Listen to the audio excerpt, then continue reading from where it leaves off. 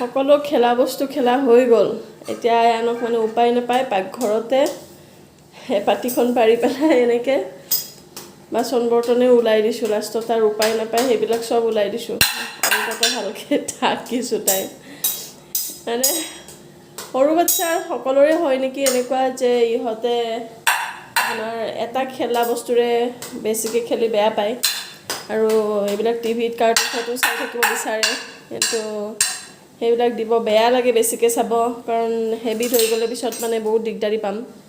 আৰু তাৰ কাৰণে বহুত বেয়া এইটো সেইকাৰণে মানে এনেকৈ মই পাকঘৰত ভাত ৰান্ধি আছোঁ কাৰণে তাক এনেকৈ বহাই এইবিলাক বাচন বৰ্তনেৰে খেলিব দিছোঁ